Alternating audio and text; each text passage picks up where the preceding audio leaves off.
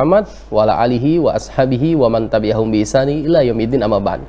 Pemirsa Al-Furqan TV dan pendengar suara Radio Al-Furqan dimanapun Anda berada, senang sekali Al-Furqan TV kembali menyapa Anda dalam program kami Kajian Lintas Negara yang insya Allah pada hari ini, hari Kamis tanggal 9 Zulqa'dah 1443 Hijriah atau bertepatan dengan tanggal 9 Juni 2022, masih dengan Ustadz kita, guru kita, Ustadz Lutfi Setiawan LCM Hafidhullah Ta'ala, yang mana membahas kitab Rifqan Ahli Sunnah bi Ahli Sunnah, yaitu berlemah lembutlah engkau wahai Ahli Sunnah, karya agung dari Syekh Abdul Muhsin Al-Badar Hafidhullahu Ta'ala.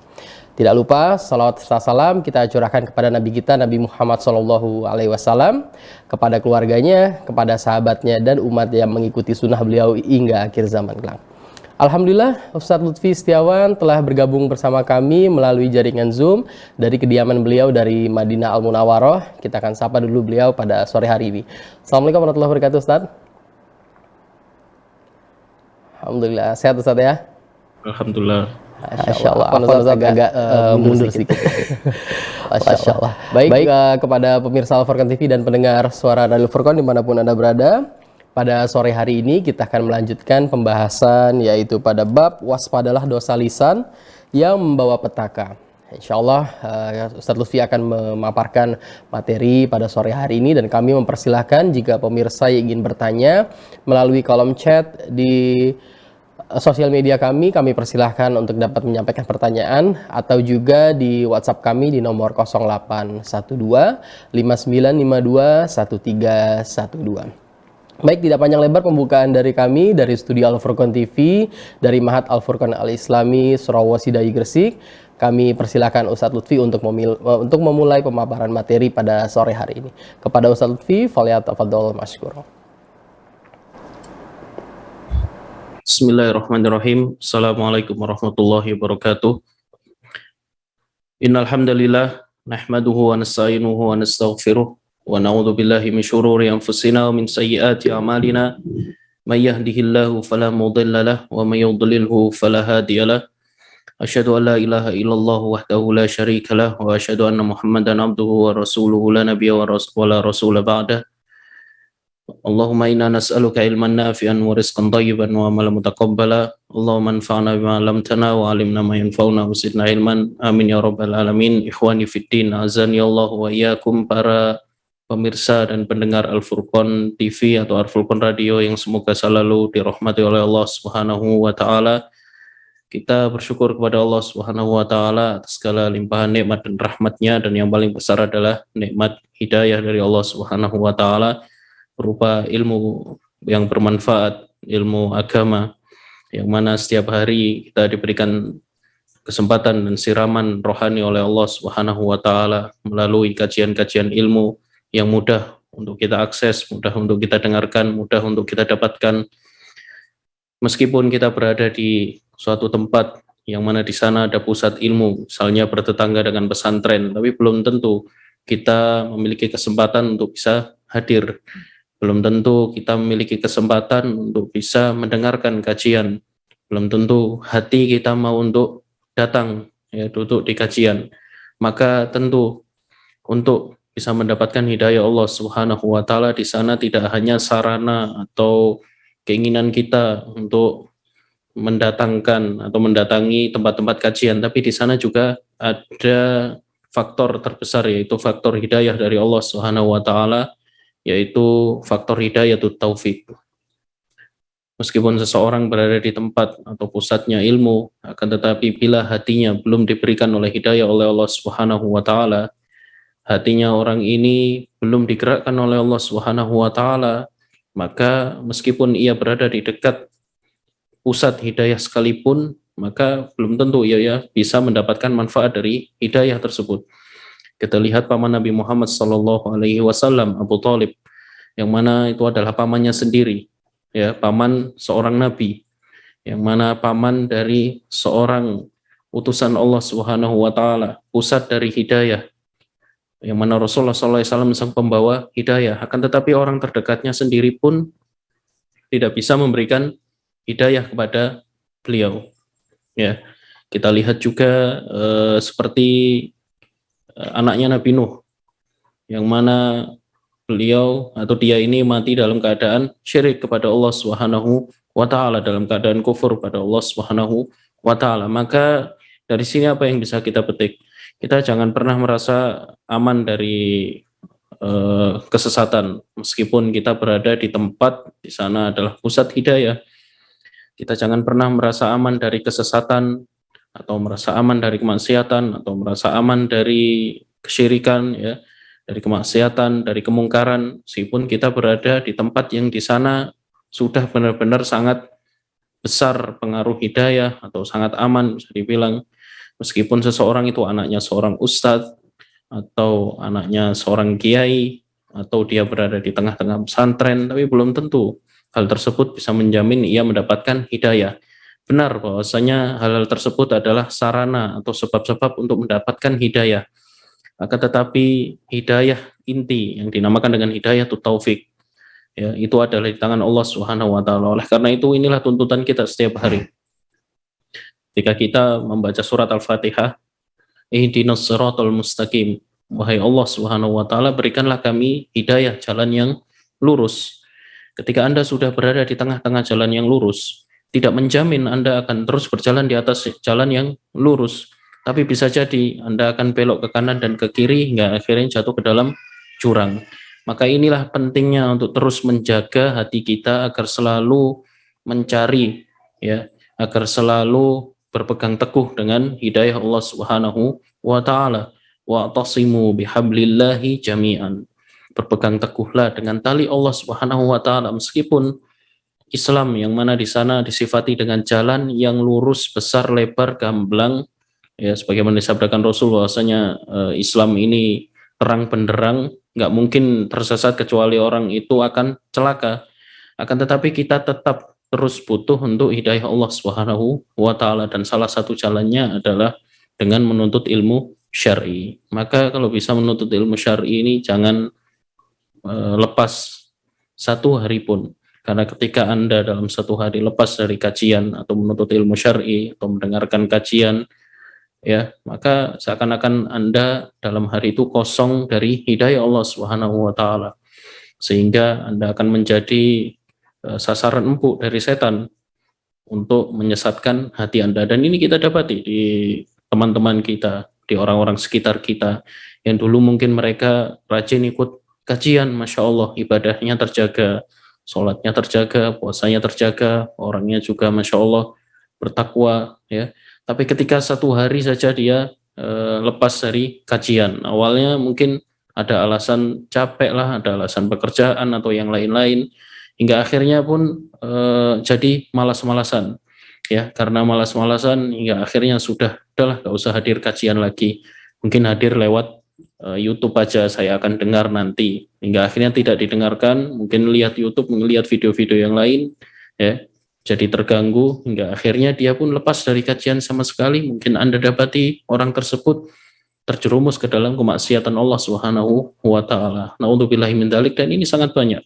Makanya salah satu penjaga kita, ya, agar tidak tersesat di kehidupan kita adalah dengan sering-sering ikut kajian, sering-sering dengarkan kajian, sering-sering mendengar tausiah firman-firman Allah Subhanahu wa taala, demi menjaga hati kita ini agar tidak kotor. Bayangkan musuh hati ini ada dua. Yang pertama jiwa yang kotor, yang mana jiwa ini selalu menyuruh kepada kemaksiatan, ditambah lagi bisikan-bisikan setan yang menyesatkan. Maka bagaimana Anda, ya, bisa menjaga hati ini agar terus bersih, agar terus terhindar dari kesesatan, kecuali dengan ilmu syar'i, kecuali dengan cahaya Allah Subhanahu wa taala, yaitu firman Allah Subhanahu wa taala dan sabda Rasulullah sallallahu alaihi wasallam. Toyib, itu sedikit motivasi tentang kajian. Kita lanjutkan kajian kita membahas kitab dari Syekhuna Abdul Muhsin Al-Abbad, yaitu Rifqan Ahlus Sunnati wal bi Ahli As-Sunnah, yang mana pada pembahasan sebelumnya kita membacakan tentang keutamaan menjaga lisan dan berkata yang baik, yang mana beliau membawakan beberapa ayat dan hadis dari Rasulullah Shallallahu Alaihi Wasallam tentang dosa-dosa lisan dan bahayanya yang mana sekarang ini masih berlanjut ya. Dalam riwayat Sahih Bukhari, warawal Bukhari fi sahihihi wa Muslimun fi sahihihi an Abi Hurairah radhiyallahu anhu qol, diriwayatkan dari Imam Bukhari dan Imam Muslim dalam kitab sahih mereka dari Abu Hurairah radhiyallahu anhu qol, qala Rasulullah sallallahu alaihi wasallam, Rasulullah sallallahu alaihi wasallam bersabda, man kana yu'minu billahi wal yaumil akhir, barang siapa yang beriman kepada Allah Subhanahu wa taala dan hari akhir. Banyak sekali kita dengar hadis-hadis yang semacam ini ya. Barang siapa yang beriman kepada Allah dan hari akhir, maka hendaknya dia menjaga atau hendaknya dia memuliakan tetangga itu misalnya, atau hendaknya dia memuliakan tamu dan seterusnya. Banyak hadis-hadis yang semisal ini. Dikatakan oleh para ulama bahwasannya apa yang disebutkan oleh Rasulullah SAW dalam sabda beliau ini menunjukkan dalilun ala annahu min khisalil iman, sebagai dalil bahwasanya amalan yang disebutkan oleh Rasul setelahnya itu merupakan salah satu cabang dari keimanan. Jadi penting untuk menjaganya. Agar apa? Untuk menjaga keimanan kita. Karena keimanan kita ini bertingkat-tingkat. Dan tingkat-tingkat keimanan kita ini tergantung dengan amalan-amalan yang kita lakukan. Seseorang ketika melakukan amalan yang mana amalan tersebut tingkatan derajat imannya tinggi, maka iman yang ia dapatkan dan iman yang ia rasakan akan semakin tinggi. Ya, maka iman itu juga bertingkat-tingkat, sebagaimana kekufuran itu juga bertingkat-tingkat. Sehingga ini menunjukkan, sebagaimana disebutkan oleh para ulama, pentingnya amalan yang disebutkan dan yang dikaitkan dengan keimanan. Man kana yu'minu billahi wal yaumil akhir falyakul khairan aw liyasmut. Barang siapa yang beriman kepada Allah Subhanahu wa taala dan hari akhir, maka hendaknya ia berkata yang baik atau diam. Nah, sehingga ini menunjukkan bahwa saya mengucapkan ucapan yang baik itu merupakan salah satu bentuk keimanan. Beriman kepada Allah, beriman kepada hari akhir. Ya, tidak hanya kita sekedar meyakini saja, tidak hanya sekedar mengimani saja bahwasanya Tuhan kita adalah Allah Subhanahu wa taala, atau mengimani nanti adanya hari akhir, tidak, tapi harus dibuktikan dengan amalan. Ya, dibuktikan dengan amalan, dan amalan ini merupakan bagian dari keimanan. Sehingga salah satu bentuk keimanan kita kepada Allah Subhanahu wa taala dan kepada hari akhir yaitu dengan berbicara yang baik atau diam. Ikhwani fiddin, azanillahu wa iyyakum, berbicara yang baik ini ada banyak bentuk ya. Jadi kita diperintahkan oleh Rasulullah SAW untuk berbicara yang baik. Maka di sana ada beberapa bentuk dan beberapa hal yang termasuk dengan pembicaraan yang baik. Yang paling utama dan yang paling tinggi adalah apa? Yaitu al-amru bil ma'ruf wan nahyu anil munkar. Melakukan amar ma'ruf nahi mungkar. Ya, berbicara yang baik itu bukan hanya menjauhi perbicaraan kotor itu saja. Tapi di sana ada pintu-pintu yang mana itu merupakan bentuk dari pembicaraan yang baik. Al-qaulul khair. Jadi ucapan yang baik, ucapan yang lurus, diantaranya yang pertama adalah al-amru bil ma'ruf wan nahyi anil munkar, melakukan amar ma'ruf nahi mungkar. Amar ma'ruf sangat banyak pintunya. Anda sebagai misalnya sebagai seorang tua ya, ketika melihat anaknya misalnya belum bisa ngaji, misalnya diajari dengan ngaji yang baik misalnya. Nah, ini termasuk perbuatan amar ma'ruf. Ketika sang anak melakukan kemaksiatan kepada Allah Subhanahu wa taala, maka ia dilarang. Nah, ini termasuk nahyu anil munkar. Nah, adapun dalam ranah kita sekarang ini terkait dengan amar ma'ruf nahi munkar, terkait dengan ucapan, yaitu derajat kedua. Ya, karena amar ma'ruf nahi munkar itu derajatnya ada 3 dengan perbuatan. Ini bagi yang mampu seperti orang tua atau seperti pemerintah misalnya, yang mampu untuk melarang miras, mampu untuk menghukum, untuk melakukan penjara misalnya. Derajat yang kedua yaitu dengan apa? Dengan lisan. Dengan lisan yaitu dengan mengingatkan sesama teman, mengingatkan sesama saudara, mengingatkan tetangga. Apabila mereka melakukan kemungkaran, maka diingatkan, tidak boleh diam. Bukan berarti kita pahami ya dari hadis ini, Ustadz kan Rasul bilang fal yakul khairon aw liyasmut. Lah, kalau misalnya mengingatkan tetangga atau mengingatkan teman, itu kan tentu tidak disukai oleh teman ini. Maka ya udah diam aja. Ya, bukan demikian maksudnya. Ketika kita melihat kemungkaran, kita tidak boleh diam saja, ya. Dan bahkan ini diperintahkan oleh Rasulullah SAW dan masuk ke dalam ucapan yang baik. Sehingga kalau ada kemungkaran, kita tidak boleh diam, ya, harus diingkari dengan semampunya. Ketika kita melihat teman kita yang melanggar aturan, misalnya aturan sekolah atau misalnya merokok, itu misalnya, kita harus mengingkari dia, tidak hanya dengan hati, tapi diingkari dengan lisan. Bagi yang tahu, dinasehati dengan baik. Wahai akhi, rokok itu bahaya, ya, dilarang oleh para dokter juga, ya. Misalnya apalagi, misalnya kita lihat saudara kita, ia tidak puasa, ya, maka dinasehati dengan lisan semampu kita. Ini adalah tingkatan tertinggi yang dari ucapan yang baik. Yang kedua diantaranya adalah nasrul ilm, menyebarkan ilmu syar'i. Misalnya dengan berdakwah. Nah, ini juga ucapan yang baik, bahkan pahalanya sangat besar, pahala bernilai pahala jariah. Ketika Anda misalnya memiliki suatu ilmu, mendengarkan habis pulang dari kajian, lalu menyampaikan kepada keluarganya, menyampaikan kepada istrinya, menyampaikan kepada anaknya, menyampaikan kepada adik kakaknya, atau orang terdekat, atau yang paling mudah zaman sekarang seperti apa? Masang di status gitu misalnya.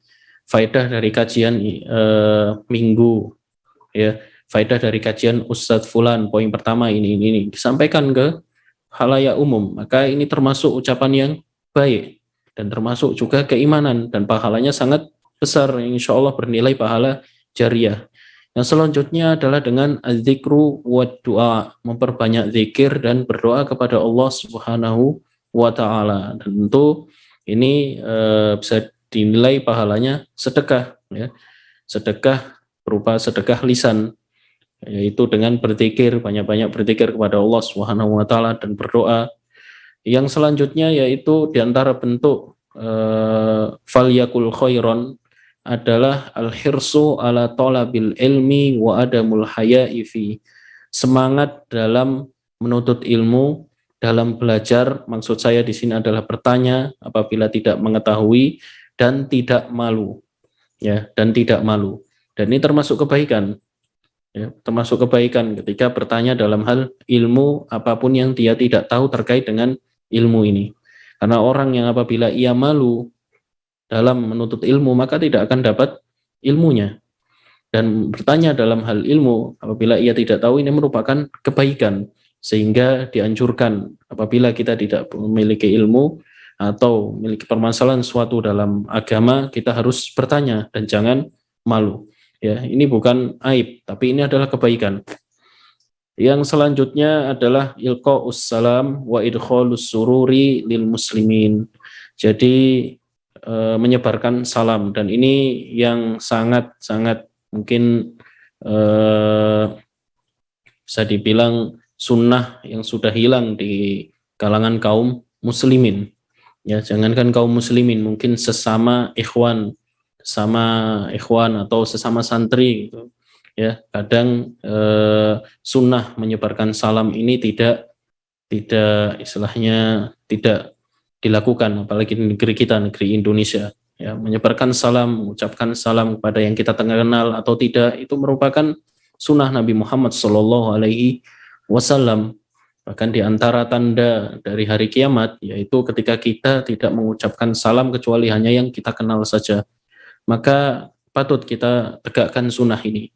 Syiar Islam yaitu mengucapkan salam, bukan mengucapkan selamat pagi atau halo atau yang lebih keren gitu, how are you gitu misalnya, ya, yang salamnya anak-anak muda, atau salam-salam yang aneh-aneh yang ada zaman sekarang, ya, salam zaman now gitu misalnya, atau ya salam aneh-aneh lah. Anak-anak muda sekarang kan banyak model-model salamnya.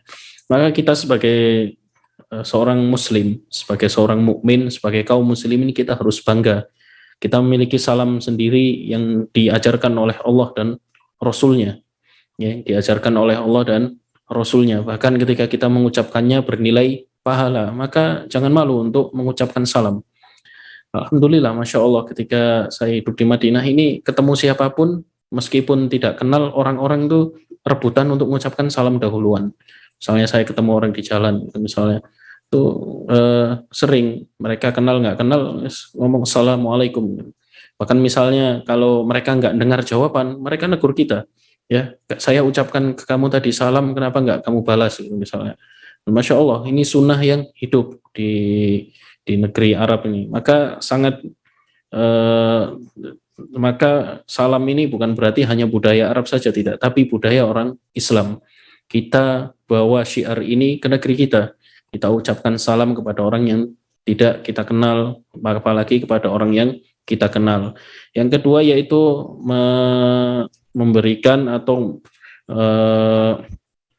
memasukkan kebahagiaan atau kegembiraan kepada sesama saudara kita dengan ucapan-ucapan yang baik, dengan ucapan-ucapan yang lembut, dengan memuji itu misalnya tanpa berlebih-lebihan, atau dengan mendoakannya terhadap kebaikan. Nah, ini termasuk dalam bentuk falyakul khairon. Yang terakhir yang Anda sebutkan di sini dan sana masih banyak bentuknya, yaitu al-islah bainan nas, mendamaikan sesama saudara kaum muslimin, mendamaikan sesama manusia tatkala berselisih. Ya, dan ini merupakan di antara bentuk-bentuk falyakul khairon. Nah, tatkala seorang muslim, tatkala seorang mukmin, ia tidak mampu untuk falyakul khairon, mengucapkan yang baik.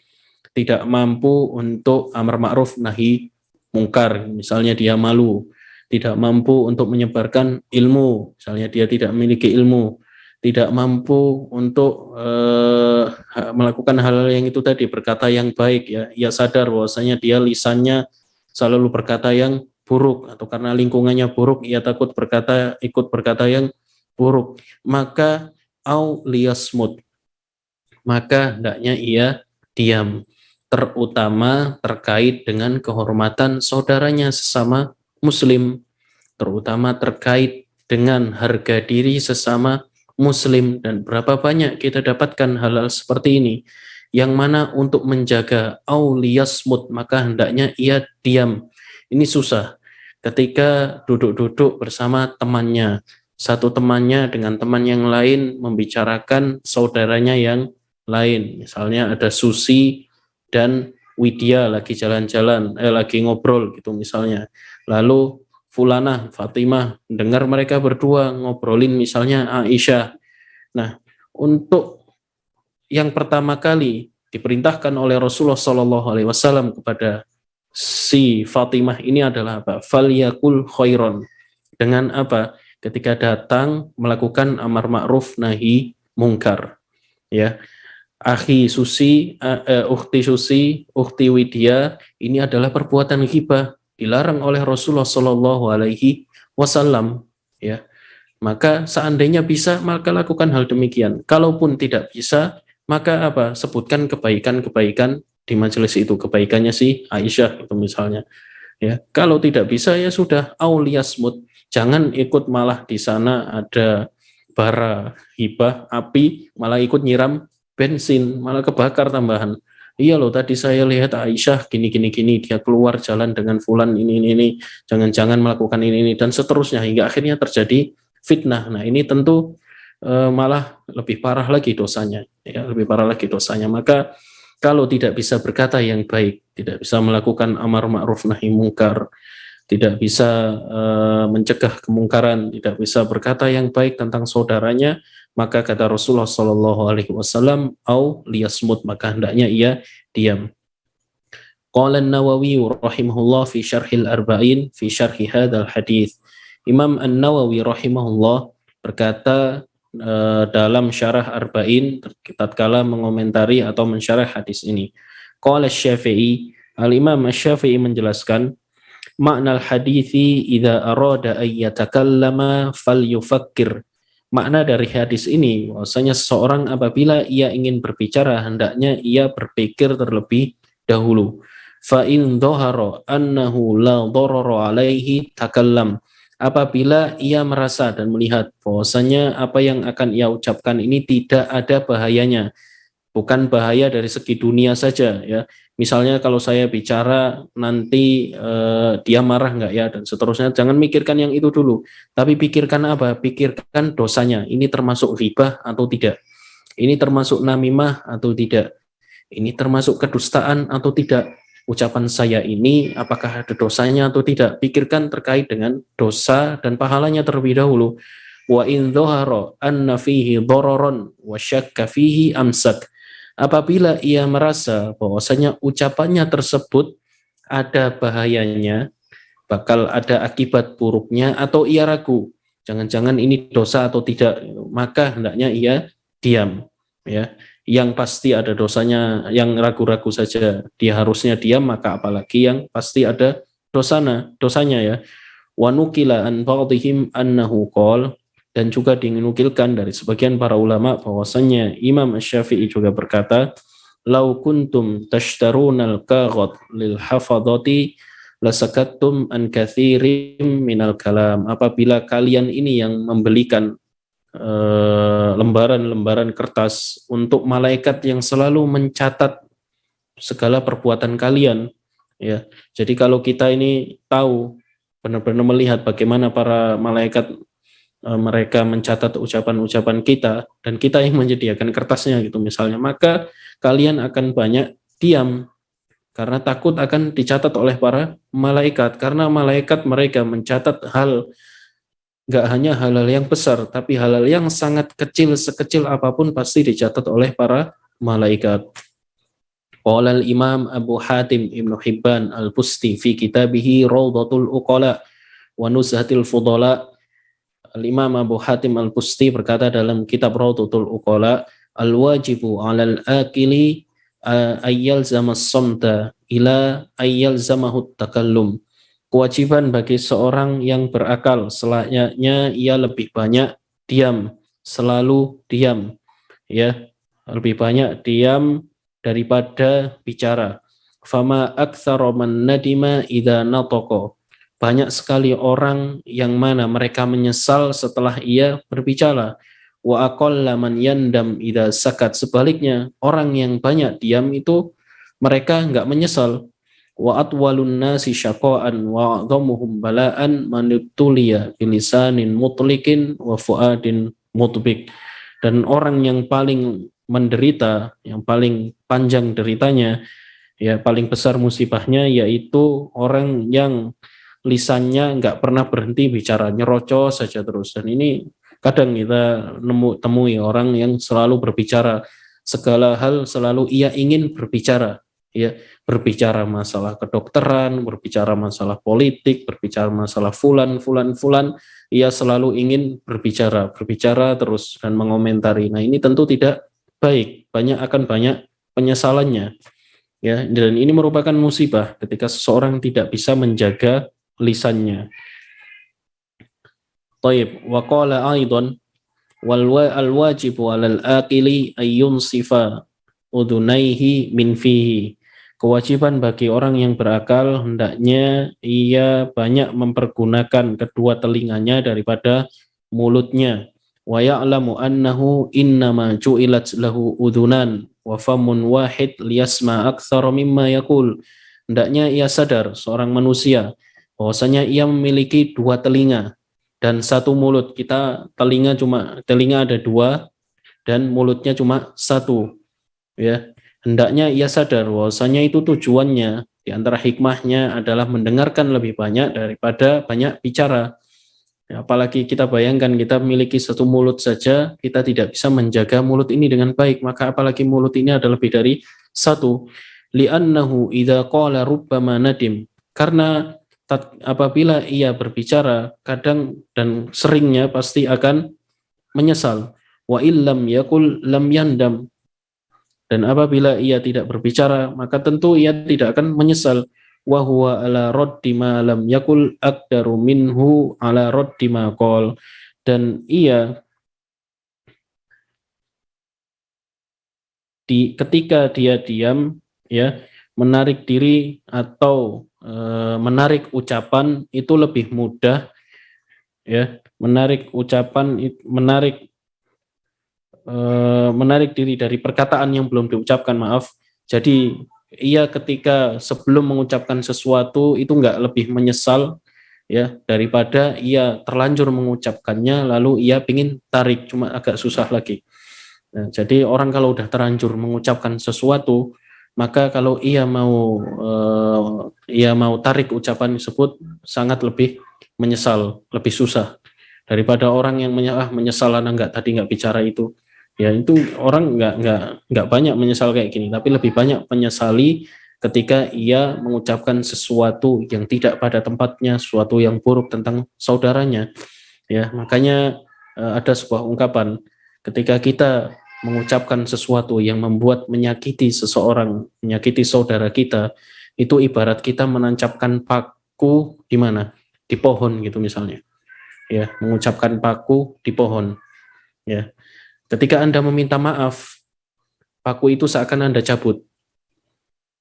Toyib, tapi bekasnya tidak hilang. Masih ada bekas paku menancap di dalam situ.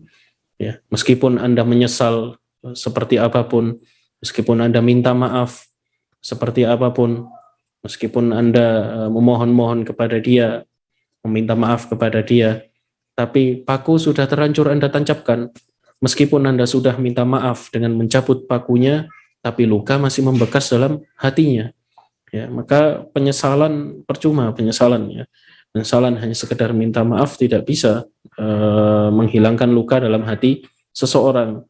Sehingga lebih jangan sampai Anda menyesal karena telah melukai seseorang, lebih baik menyesal tidak mengatakannya. Baik. Wa qala aidan lisanul aqili yakunu wara'a qalbihi. Lisannya seseorang yang berakal, yang menimbang semuanya dengan akalnya, itu ada dalam hatinya. Fa idza aradal qaula raja'a ilal qalbi. Apabila ia ingin berkata sesuatu, ia tanya kepada hatinya terlebih dahulu. Fa in kana lahu qol. Apabila enggak ada akibat buruknya, ya, apabila ada keuntungannya, maka ia akan berkata, wa illa fala.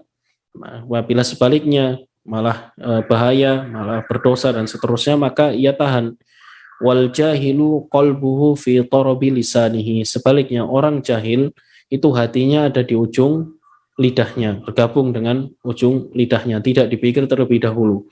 Ma ata ala lisanihi takallama bihi. Apapun yang ingin ia ucapkan langsung diucapkan begitu saja. Wa ma aqala dinahu man lam yahfaz lisanahu.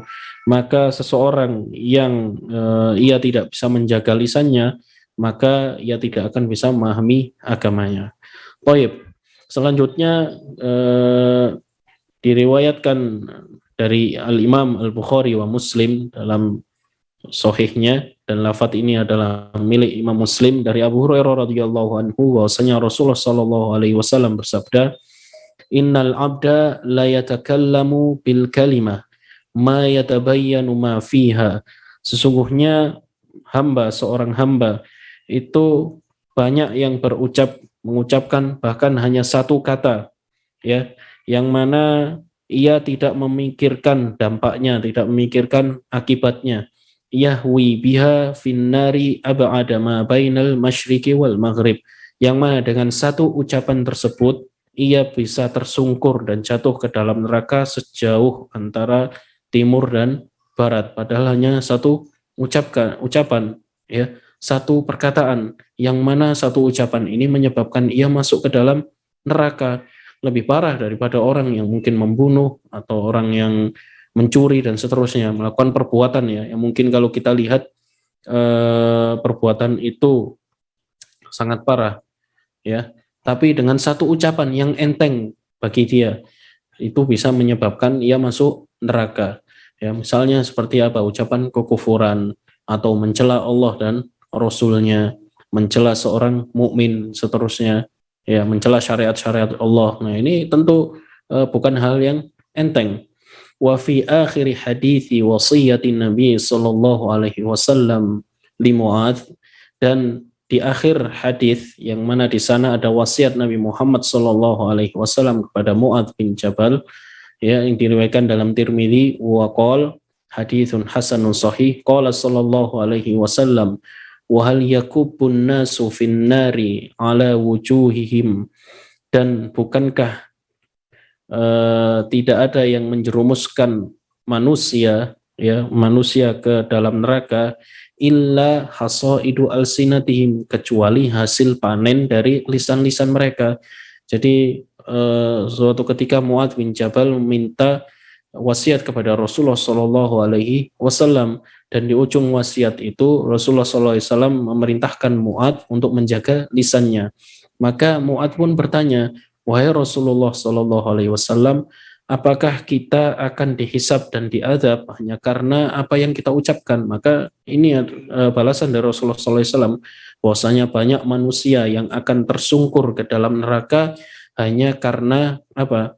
Hanya karena panen dari lisan-lisan mereka tatkala mereka dahulu di dunia. Jadi sangat bahaya sekali. Ya, sangat bahaya sekali.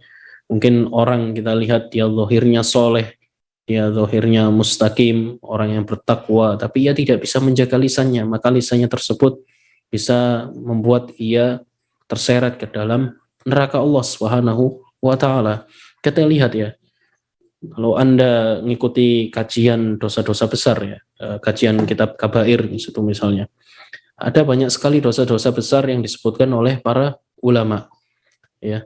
Dan sebagian besar yang paling dominan dari dosa-dosa besar itu adalah dosa terkait dengan lisan. Ya, coba Anda perhatikan dari banyak hadis-hadis Nabi Muhammad SAW, dari semua dosa-dosa besar yang ada dalam Alkitab maupun As-Sunnah, sebagian besar itu adalah urusan lisan, ya, urusan perkataan. Kita lihat di syirik itu misalnya, di antaranya adalah doa kepada selain Allah Subhanahu wa taala, ini ucapan lisan, ya, istighotsah, atau bahkan di sana ada ucapan kufur gitu misalnya. Syirik kecil juga sama, nifak juga sama, ya, dosa-dosa besar apapun juga sama. Bahkan Rasulullah Shallallahu Alaihi Wasallam tatkala mewanti-wanti para sahabat terkait dengan dosa-dosa besar, ijtanibus sab'al mubiqat, ya, jauhilah kalian 7 dosa besar. Di akhir dari 7 dosa besar ini Rasulullah Shallallahu Alaihi Wasallam di riwayatnya disebutkan, ya, oleh para sahabat, wa kana muttaqian tsumma qama faqal, Rasulullah yang sebelumnya bersandar tatkala menyebutkan dosa syirik, dosa terkait uququl walidain, dan dosa zina, dosa seterusnya lah. Di ujungnya Rasulullah SAW menyebutkan dosa terkait dengan lisan. Apa itu? Qauluz zur. Ala wa qauluz zur wa syahadatiz zur. Yang mana Rasulullah SAW sebelumnya bersandar, santai. Tatkala sampai ke dosa terkait dengan lisan, beliau langsung bangun, beliau langsung mewanti-wanti para sahabatnya. Ini menunjukkan apa? Menunjukkan betapa besar pengaruh dosa ini kepada manusia. Betapa banyak dari manusia yang jatuh ke dalam dosa ini. Dan beliau tidak menyebutkan sekali, tidak menyebutkan sekali 2 kali, tapi menyebutkan berkali-kali. Jauhilah oleh kalian ucapan yang dusta, juga persaksian yang dusta. Nah, ini adalah dosa terkait dengan lisan. Sehingga sekali lagi kita harus hati-hati terhadap panennya lisan-lisan kita nanti di akhirat. Banyak sekali dosa-dosa yang disebabkan oleh lisan ini, maka hendaknya harus bagi seorang muslim, bagi seorang mukmin, ia menjaga lisannya dengan baik. Dan diantaranya untuk menjaga lisan kita, menjaga keburukan lisan kita, agar kita tidak terdampak dengan keburukan lisan ini, tidak ikut atau tidak terjerumus ke dalam dosa-dosa lisan ini, agar kita selalu berdoa kepada Rasulullah SAW yang sudah saya sebutkan di kajian sebelumnya, bahwasanya Rasulullah SAW mengajarkan kepada kita doa agar kita terhindar dari dosa-dosa lisan. Ya, saya bacakan lagi, Allahumma inni a'udzubika min syarri sam'i wa min syarri basari wa min syarri lisani wa min syarri qalbi wa min syarri mani. Ya, jadi ini doa yang diajarkan oleh Rasulullah Shallallahu Alaihi Wasallam, dan Rasulullah Shallallahu Alaihi Wasallam tidaklah mengajarkan suatu doa agar kita berlindung dari keburukan tertentu kecuali menunjukkan bahwasanya ini sangat besar bahayanya. Kita lihat ketika urusan kesyirikan, yang mana di sana adalah bahaya yang paling besar, kezaliman yang paling besar, maksiat yang paling besar. Rasulullah Shallallahu Alaihi Wasallam mengajarkan kepada umatnya agar berdoa terhindar dari kesyirikan. Allahumma inni a'udzubika min an usyrika bika syai'an a'lamuhu wa a'udzubika min an usyrika bika syai'an la a'lamuhu. Ya, jadi kita diberikan petunjuk oleh Rasulullah Shallallahu Alaihi Wasallam terkait kesyirikan, yang mana di sana adalah dosa yang sangat besar. Maka hal ini juga sama terkait dengan lisan, yang mana banyak dari anak Adam, banyak dari manusia yang jatuh ke dalam dosa-dosa lisan, sehingga Rasulullah SAW pun mengajarkannya kepada kita agar kita terhindar dari dosa-dosa atau hasaidul alsun, atau panen-panennya dosa lisan kita. Qala al-Hafidz Ibnu Rajab fi syarhihi min kitabihi Jami'ul Ulumi wal Hikam. Al-Hafidz Ibnu Rajab berkata tatkala mensyarah hadis tersebut dalam kitab Jami'ul Ulum wal Hikam, wal muradu bi hasaidil alsinah, dan yang dimaksud dengan panennya lisan, jazaul kalamil muharrami wa uqubatuhu, yaitu balasan dari ucapan-ucapan yang haram, ya, dan balasannya dan akibatnya. Ya, jadi di sana banyak sekali ucapan-ucapan yang diharamkan oleh Allah dan Rasul-Nya, tidak hanya ucapan dusta saja. Misalnya bersumpah atas nama selain Allah, itu juga diharamkan oleh Allah Subhanahu wa taala, termasuk ucapan yang haram, ya. Fa innal insana yazra'u biqaulihi wa amalihi alhasanati wassayiat. Karena sesungguhnya setiap orang yang hidup di dunia hakikatnya sedang menanam kebaikan dan keburukan dengan perkataannya dan amalannya. Tsumma yahsudu yaumal qiyamati mazara, yang kemudian nanti di hari kiamat ia akan memanen hasilnya, entah itu buruk ataupun baik. Faman zara'a khairan min qaulin aw amalin hasadal karama, maka barang siapa yang ia ketika di dunia ini menanam kebaikan, baik itu ucapan yang baik atau perbuatan yang baik, maka ia akan mendapatkan panen yang baik berupa kemuliaan. Wa man zara'a syarran min qaulin aw amalin hasada ghadan an-nadamah. Sebaliknya, barang siapa yang ia menanam keburukan, entah itu ucapan yang buruk atau perbuatan yang buruk, besok di hari kiamat ia akan mendapatkan penyesalan, ya, penyesalan dengan digiring dan masuk ke dalam neraka Allah Subhanahu wa taala, wal iyadu billah. Wa qol wa hadza yadullu ala anna kaffal lisan wa dhabtahu wa habsahu huwa aslul khairi kullihi. Ini semua menunjukkan bahwasanya menahan lisan, ya, menahan lisan dan menjaga lisan itu adalah pokok akar seluruh kebaikan. Wa anna man malaka lisanahu faqad malaka amrahu wa ahkamahu wa dhabatahu. Dan ini juga menunjukkan bahwasanya orang yang mampu menguasai dan mengontrol lisannya, ya, maka ia akan bisa mengontrol segala urusannya akan bisa terkontrol dengan baik. Thayyib. Wa nuqila an Yunus ibni Ubaid annahu qala ma ra'aitu ahadan lisanuhu minhu ala balin illa ra'aitu dzalika salahan fi sa'iri amalihi. Tidaklah aku melihat seseorang yang ia bisa yang mana lisannya, perkataannya dia baik, ya, misalnya lisannya baik, maka pasti aku lihat kebaikan juga di seluruh perbuatannya. Jadi ketika ia bisa menjaga lisannya, maka amalan-amalan juga ikut baik, lancar. Wa an Yahya ibni Abi Katsirin annahu qala ma saluha mantiqu rajulin illa araftu dzalika fi sa'iri amalihi. Tidaklah aku lihat ketika seseorang ia bicaranya selalu baik, kecuali aku lihat amalan-amalannya juga akan baik. Wala fasada mantiqu rajulin qattu illa araftu dzalika fi sa'iri amalihi. Dan tidaklah aku lihat ketika seseorang ucapannya buruk, maka pasti akan terlihat pula di amalan perbuatannya. Warwa Muslimun fi sahihihi an Abi Hurairah anna Rasulullah sallallahu alaihi wasallam qala atadruna manil muflis, tahukah kalian siapa itu orang yang muflis, orang yang bangkrut? Qalu al muflisu fina man la dirham lahu wala mata'.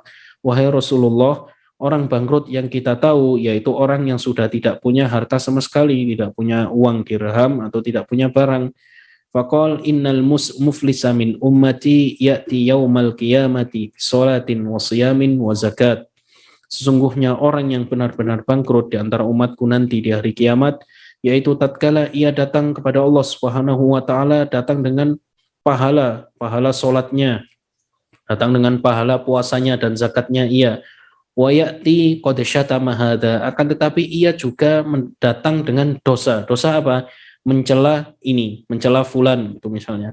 Ia telah mencela hadza, mencela fulan. Wa qadzafa hadza, ia juga telah memfitnah orang ini. Wa akala mala hadza, ia juga memakan harta orang ini. Wa safaka dama hadza, ia juga telah menjatuhkan atau telah menumpahkan darah fulan itu misalnya. Wa daraba hadza, memukul fulan. Fayu'ta hadza min hasanatihi wa hadza min hasanatihi, maka kebaikan dari seorang yang tadi membawa pahala salat, membawa pahala zakat dan puasa akan diambil oleh Allah Subhanahu wa taala dan diberikan kepada orang yang sudah dia zalimi. Baik itu kezaliman berupa ucapan atau kezaliman berupa perbuatan, maka harus hati-hati. Ya, harus hati-hati. Jangan sampai berbuat zalim. Berbuat zalim tidak hanya terkait dengan perbuatan, ketemu dengan fulan tiba-tiba dipukul atau ditendang dan seterusnya. Ya, tapi kezaliman juga berupa ucapan. Memaki-maki orang lain, merendahkan orang lain, mencela harkat dan martabat orang lain tanpa hak misalnya. Ya, maka ini juga merupakan kezaliman. Maka hati-hati. Dan ini sudah disebutkan oleh Rasulullah SAW dalam sabda beliau, wa ya'ti qad syatama hadza, mencela, wa qadhafa hadza, dan menfitnah saudaranya. Maka hati-hati. Di sana ada kezaliman berupa ucapan. Fa in faniyat hasanatuhu qabla ayyuqda ma alaihi, maka apabila sudah kebaikannya ia sudah habis, ia sudah tidak punya bekal amal kebaikan lagi, ya, sebelum diputuskan oleh Allah Subhanahu wa taala tentang nasibnya nanti, ukhidha min khotoyahum faturihat alaihi, maka dosa-dosa orang yang dizalimi itu tadi akan diambil dan dilemparkan ke fulan yang tadinya dia banyak bawa bekal pahala puasa dan seterusnya, karena sudah habis pahalanya, maka diambil dosa-dosa yang dizalimi ditimpakan kepada dia hingga akhirnya dia pun berhak masuk neraka. Wal iyadzu billah. Maka jangan sampai kezaliman lisan ini yang sangat enteng diucapkan oleh seseorang, apalagi di zaman sekarang, ya, tidak berucap, tapi dengan apa? Dengan menulis status, dengan menulis postingan itu misalnya, mencela saudaranya. Dan yang paling sering dan paling parah ini adalah apa? Misalnya mencela pemerintah kaum muslimin. Ya, mencela satu orang aja misalnya.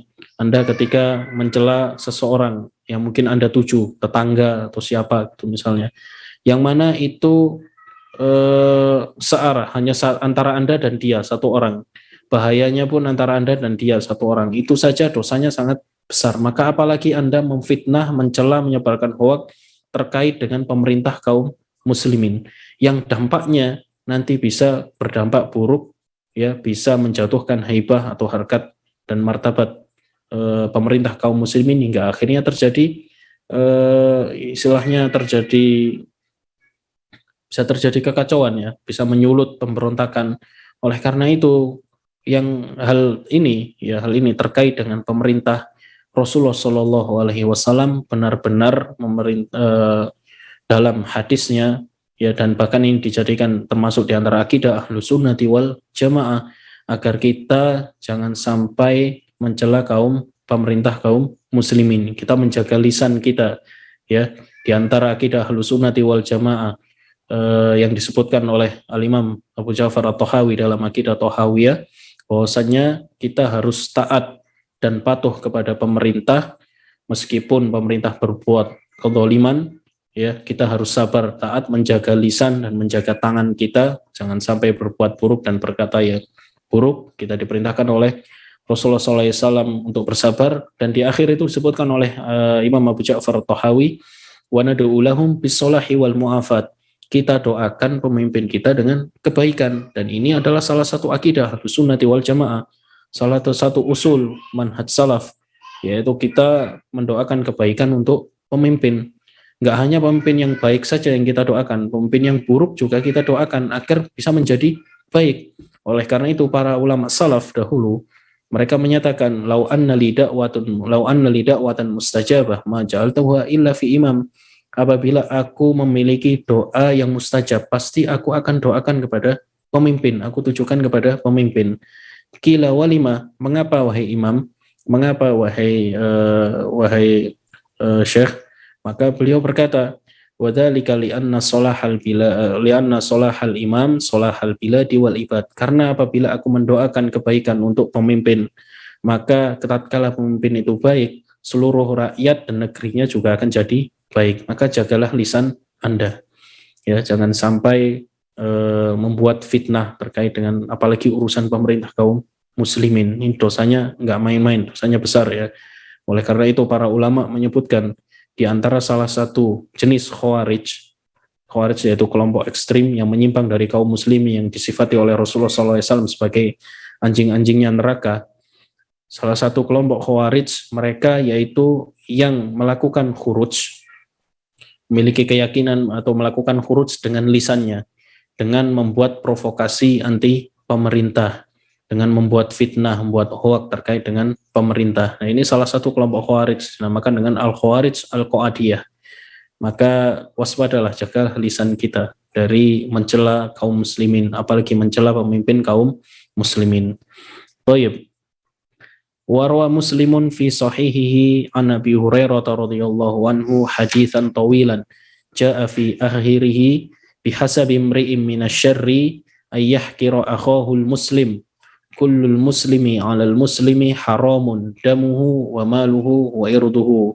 Cukuplah keburukan bagi seseorang apabila ia mencela saudaranya sesama muslim, karena setiap muslim itu haram, ya, haram darahnya, haram untuk ditumpahkan, haram juga hartanya untuk diambil tanpa hak, dan haram juga kehormatannya, ya. Jadi tidak boleh kehormatan sesama kaum muslimin dirobek. Warawal Bukhari fi sahihihi wa Muslimun fi sahihihi wa lafdulil Bukhari an Ibni Abbasin radhiyallahu anhu anna Rasulullah sallallahu alaihi wasallam, bahwasanya Rasulullah sallallahu alaihi wasallam pernah berkhutbah pada hari Nahar, yaitu hari Id. Faqal ya ayyuhan nas ayyu yaumin hadza, wahai para manusia, hari apakah ini, ya, hari apakah ini? Wa ayyu qalu yaumun haram, wahai Nabi, ini adalah hari yang haram, yaitu hari diharamkan perbuatan dosa, maksudnya diharamkan melakukan kemaksiatan yang dilarang oleh Allah Subhanahu wa ta'ala.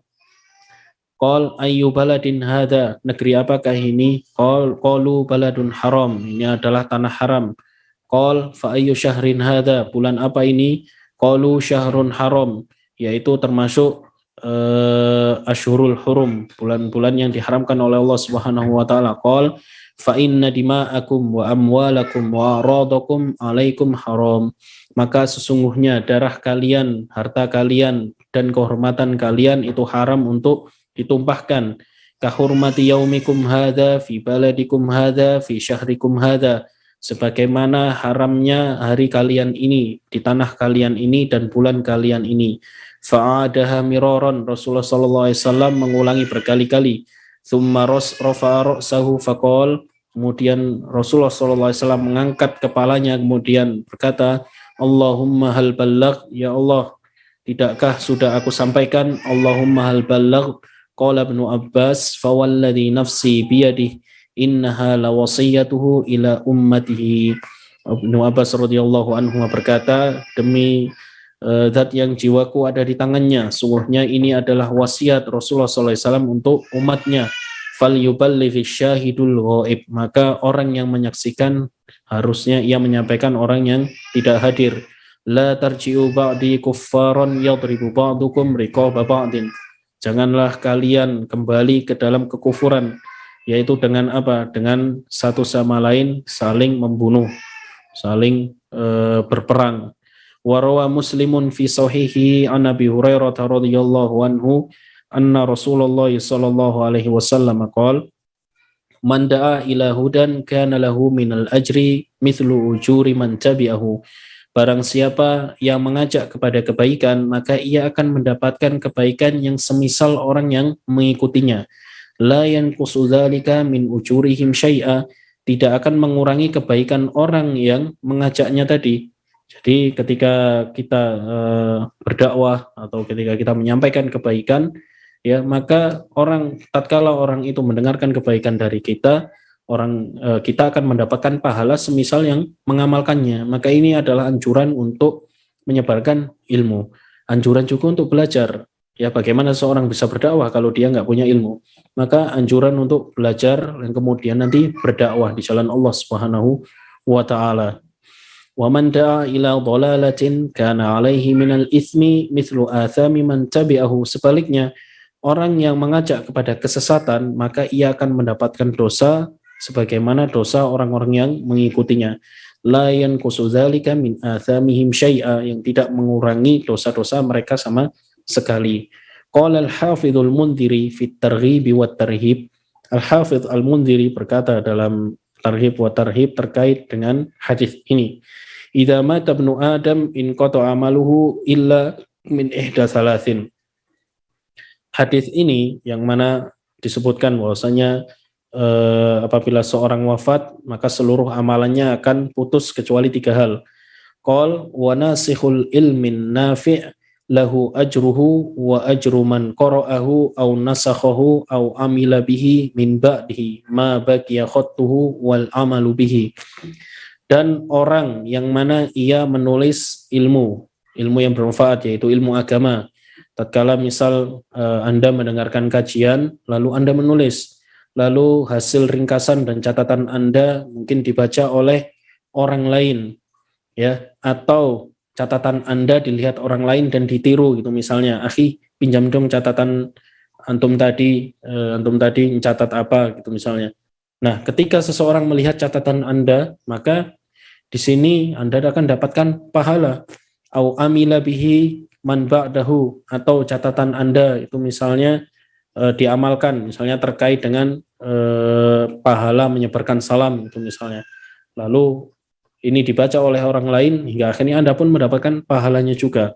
Ma baqiya khattuhu wal amalu bihi, maka ia akan mendapatkan pahalanya secara mengalir selama masih diamalkan. Jadi ini pentingnya ya.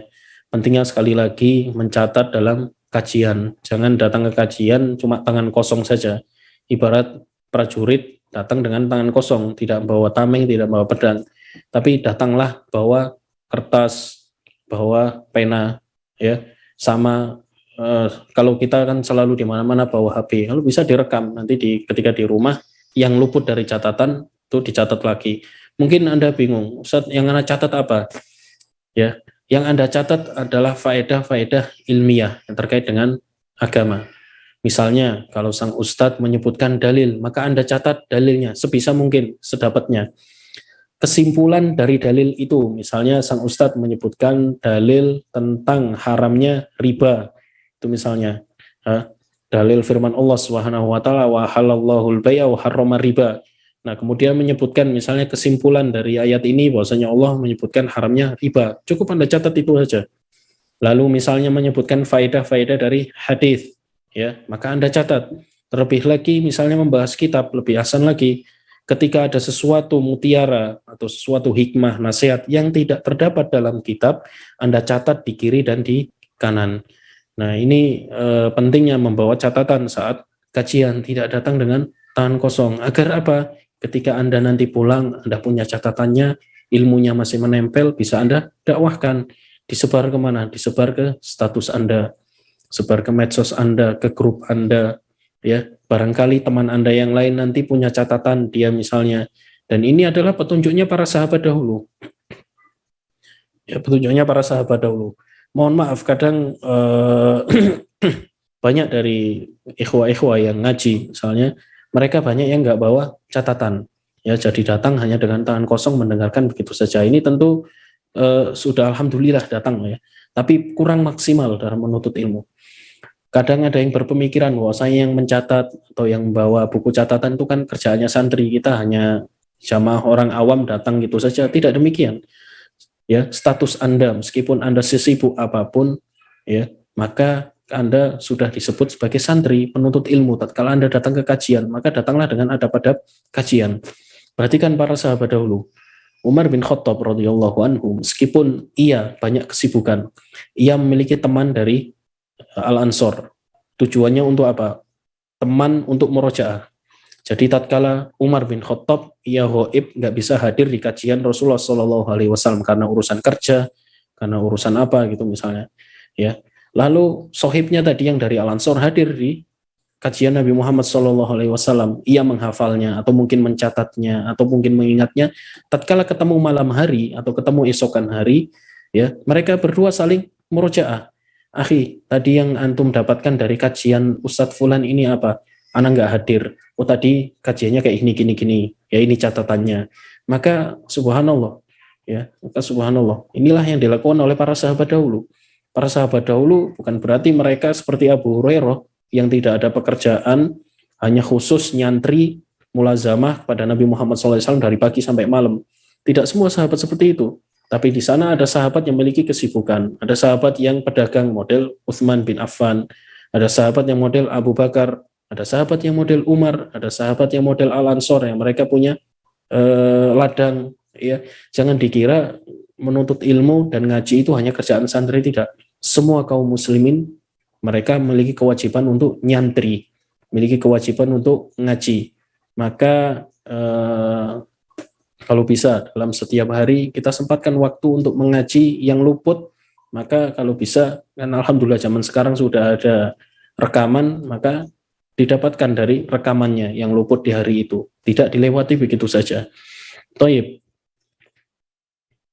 Walihadal hadits wa amsalihi nasihu ghairin nafi', ya, sebaliknya dari apa yang kita pahami dari hadis ini, bahwasanya seseorang yang ia menulis sesuatu yang tidak bermanfaat, mimma yujibul itsm, apalagi sesuatu tersebut bahkan mendatangkan dosa.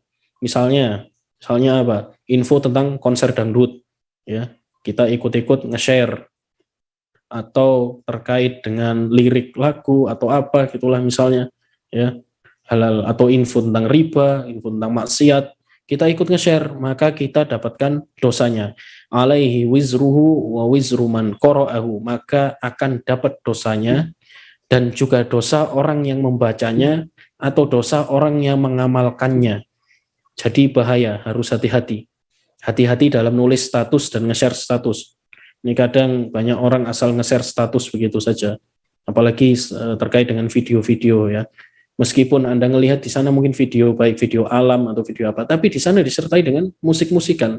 Ketika orang melihat video itu, ia kan juga mendengarkan musik yang di-share masuk dalam video itu. Maka tentu ia berdosa kalau tidak dimatikan, lalu kemudian di-share ke orang lain. Maka bahaya, hati-hati.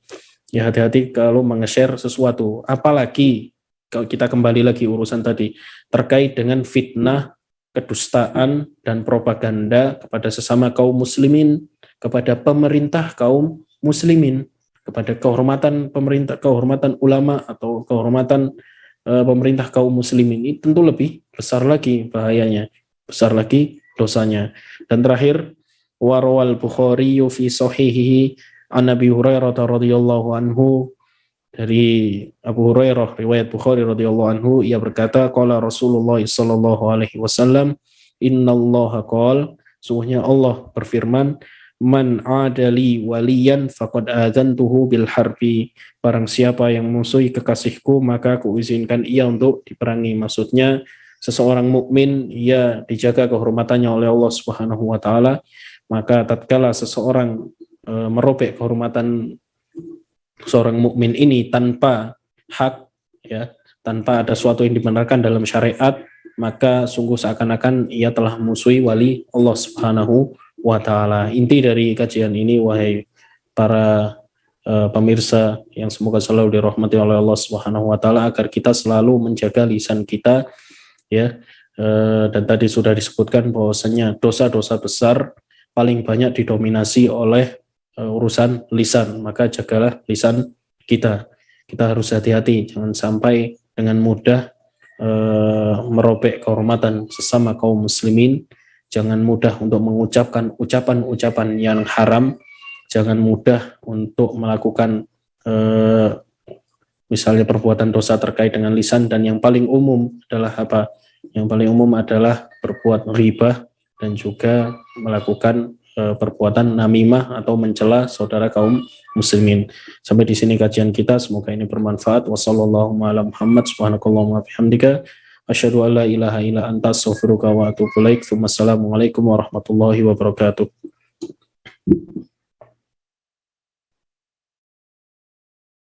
Ustaz Lutfi, kami ucapkan jazakumullah khair atas pemaparannya. Alhamdulillah pada sore hari ini kita telah menyelesaikan bab menjaga lisan agar selalu berbuat baik. Insya Allah di pertemuan pekan depan kita akan masuk pada pembahasan hukum berburuk sangka dan mencari-cari kesalahan. Insya Allah demikian untuk program kajian kita pada sore hari ini. Kita mohon maaf mungkin tidak membuka dulu sesi tanya jawab karena di Gresik ini sudah masuk waktu azan maghrib. Sekali lagi kepada Ustadz Lutfi atas waktu dan ilmunya kami ucapkan jazakumullah khair. Semoga waktu ini berguna dan keberkahan selalu berada di antum Ustadz. Dan juga kepada pemirsa Al-Furqan TV dan pendengar suara Radio Al-Furqan dimanapun Anda berada, terima kasih telah menyimak kajian ini dari awal hingga akhir. Insya Allah pertanyaan yang masuk akan kita tanyakan di pertemuan kita yang akan datang. Wassalamualaikum warahmatullahi wabarakatuh.